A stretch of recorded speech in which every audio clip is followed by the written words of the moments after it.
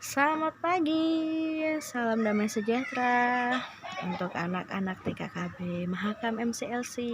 Pagi hari ini kita akan belajar tentang kebenaran firman Tuhan.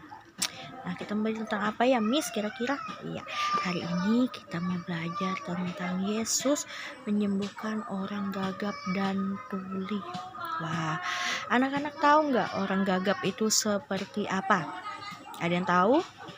Ya, orang gagap itu dia kalau bicara itu nggak jelas, nggak tembus. Terus dia itu kalau ngomong itu belepotan ya.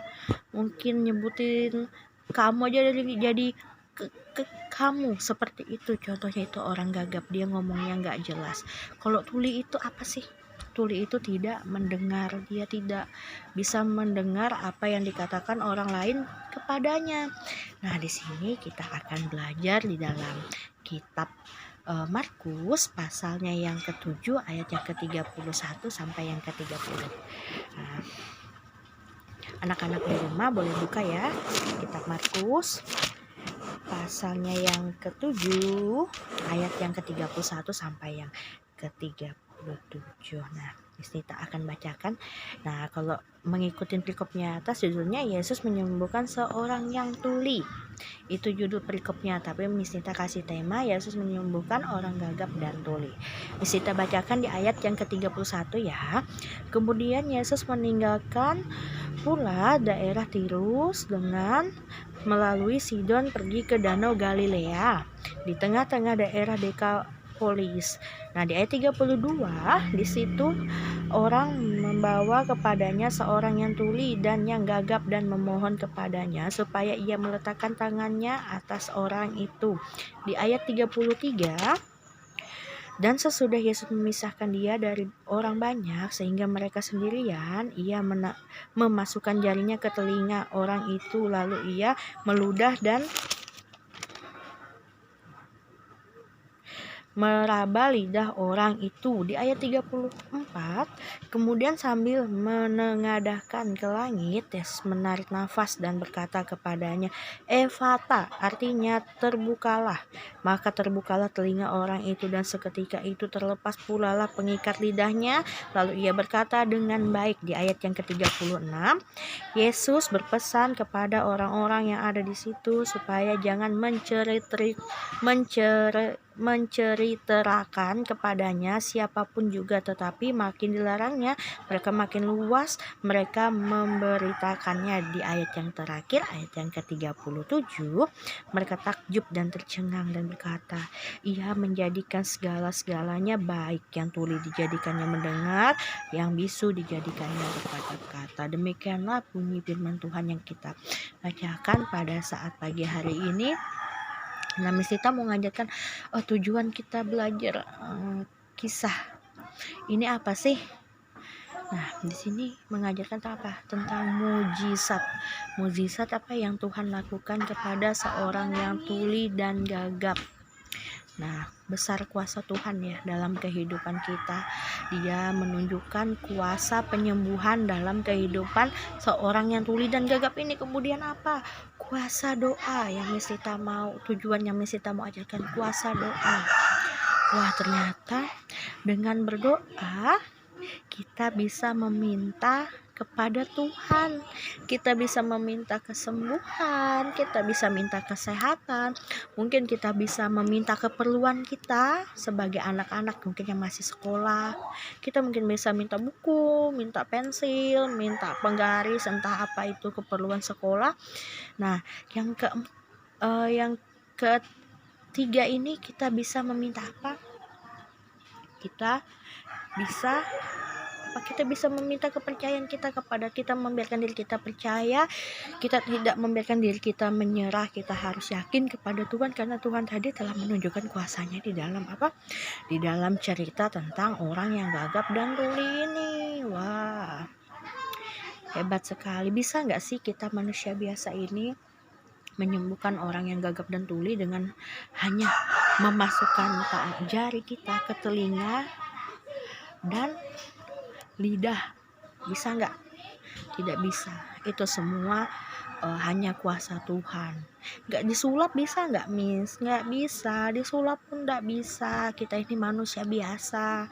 Kalau disulap itu mungkin munculin bunga bisa, membakar tisu, terus keluarkan bunga itu bisa. Itu hanya trik, tapi ini kuasa. Kuasa ini tidak bisa dipelajari, semua itu natural dari pemberian yang di atas, pemberian Tuhan. Itu semua Tuhan berikan kepada orang-orang tertentu yang Tuhan percayakan dalam kehidupannya untuk melakukan mukjizat. Jadi kalau disulap itu nggak bisa menyembuhkan orang tuli, menyembuhkan orang gagap, itu nggak bisa. Nah, firman Allah, sebab keselamatan kita itu tergantung dari diri kita sendiri. Nah, anak-anak tahu nggak kenapa kok Tuhan mengatakan keselamatan itu tergantung dari diri kita sendiri? Karena Tuhan mau bukan hanya Miss, tapi anak-anak juga memiliki iman, memiliki ketakwaan. Bagaimana nih Miss caranya memiliki iman? Mungkin ada yang bertanya seperti itu. Memiliki iman itu bagaimana caranya? Saat kita memiliki iman itu tandanya kita harus taat kepada Tuhan. Kita harus melakukan perintah Tuhan. Kita tidak boleh melanggar perintah Tuhan atau aturan Tuhan. Karena Tuhan menjelaskan kita ini sebagai orang-orang yang taat akan menerima kuasa dari Tuhan. Kuasa yang luar biasa, kuasa yang dahsyat yang Tuhan telah sediakan dalam kehidupan kita, percaya. Nah, di dalam kitab juga Tuhan menjelaskan berbahagialah mereka yang mendengar sabda Allah dan menangkapnya. Itu yang Tuhan mau dalam kehidupan kita. Dengan menyembuhkan orang yang gagap ini, melalui kuasa doa, Tuhan itu menunjukkan bahwa saat kita berdoa itu tidak ada yang namanya kesia-siaan, tidak ada yang namanya hal itu sia-sia, itu merugikan waktu kita, membuang waktu kita, itu tidak ada. Semua itu akan menjadi suatu yang nyata. Tuhan akan memberikan suatu yang pasti dalam kehidupan kita dengan kita berdoa, dengan kita imani ini tadi. Nah, bagaimana kita menumbuhkan iman di dalam hati kita? Kita harus taat kepada Tuhan, kita harus taat kepada perintah Tuhan dalam kehidupan kita, karena dengan Yesus menyembuhkan ini tadi, itu adalah suatu lambang kepada manusia bahwa Yesus mewartakan sabdanya, dia menunjukkan kekuasaannya kepada kita manusia ini. Nah, ini adalah waktu Yesus di daerah Dekapolis ya. Kalau kita tahu di sana Yesus tadi itu dipertemukan oleh seorang yang gagap dan tuli itu. Mereka membawa, karena orang-orang di situ mau tahu benar nggak sih Yesus ini bisa menyembuhkan, benar nggak sih dia ini anak Allah yang pernah mereka dengar sebelumnya, benar nggak sih bahwa dia ini benar-benar bisa menyembuhkan. Mereka mau tahu kebenaran dari hal itu. Nah, ternyata apa yang terjadi? Dahsyat kuasa Tuhan dalam kehidupan orang yang gagap dan tuli ini. Yesus menunjukkan di tengah kerumunan orang banyak itu, dia memperlihatkan kuasanya ya kepada orang-orang di situ. Nah, terpuji nama Tuhan. Kita mau mengambil suatu pelajaran ya dari apa yang telah Tuhan lakukan dalam kehidupan kita. Tuhan mau sebagai anak-anak yang Tuhan kasihi ini, kita hidup itu dengan percaya. Bukan hanya percaya lihat sulap, hebat kakek itu atau om itu atau kakak itu bisa sulap ini, bukan itu yang Tuhan mau. Tapi Tuhan mau kita itu percaya akan kuasa Tuhan. Nah, banyak di antara anak-anak pasti nggak percaya ya kalau bilang atau memang karena memang anak-anak ini belum mengerti. Tapi Miss mau mengajarkan kita untuk percaya akan kuasa, terutama kuasa Tuhan, karena kuasa Tuhan itu dahsyat adanya, luar biasa. Kemudian Miss juga mau mengajarkan tentang kuasa doa dalam kehidupan anak-anak. Nah, Miss mau nanya nih, anak-anak, pernah enggak anak-anak berdoa? Pernah ya, walaupun jarang-jarang pasti pernah berdoa. Di doanya pernah gak minta apa? Sesuatu, mungkin minta mainan, eh, minta buku, pernah gak?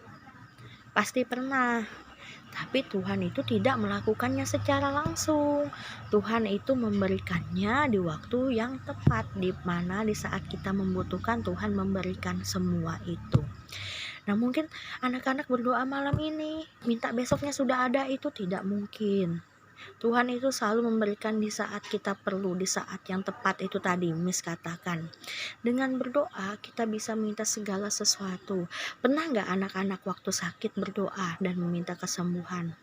Wah, pasti jarang ya, Miss yakin pasti jarang. Kalau sakit paling di rumah nangis-nangis, "Mak, aku minta dibelikan obat supaya aku nih sudah gak demam." Mungkin, "Mak, bawa aku berobat, aku mau ke dokter." Bisa seperti itu.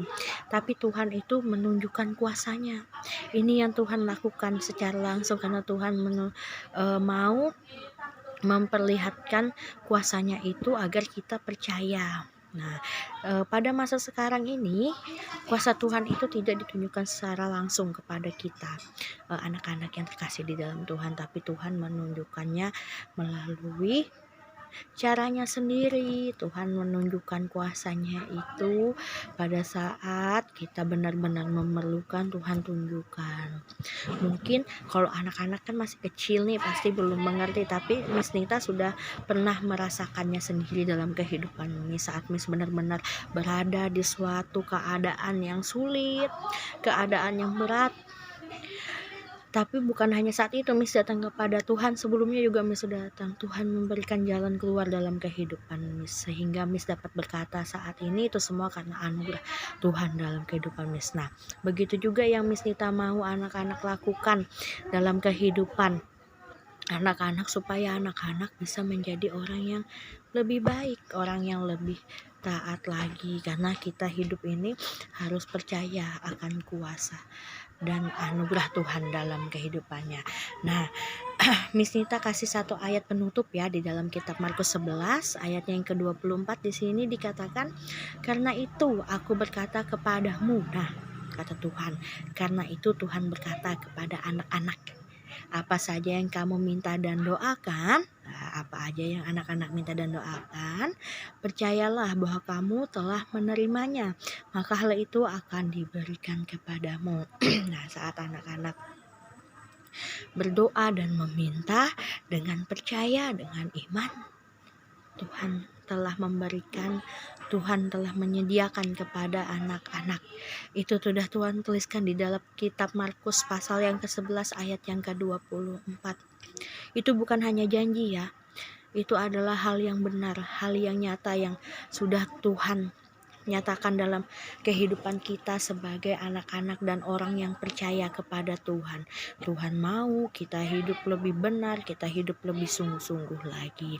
Nah, demikianlah firman Tuhan yang bisa Miss bawakan pada saat pada saat pagi hari ini. Miss yakin dan percaya kita semua diberi kekuatan baru, diberi kesehatan baru. Semua itu karena anugerah Tuhan dalam kehidupan anak-anak dan Miss juga. Nah, sebelum kita akhiri, Miss mau semuanya anak-anak lipat tangannya di rumah, tutup matanya, fokuskan pikiran dan hatinya semua, biarkan itu tertuju kepada Tuhan. Kita akan satu di dalam doa. Kembali kami mengucap syukur ya Tuhan untuk firman-Mu saat pagi hari ini, untuk kuasa kebesaran-Mu Tuhan dalam kehidupan hamba beserta anak-anak-Mu TKKB Mahakam MCLC Tuhan.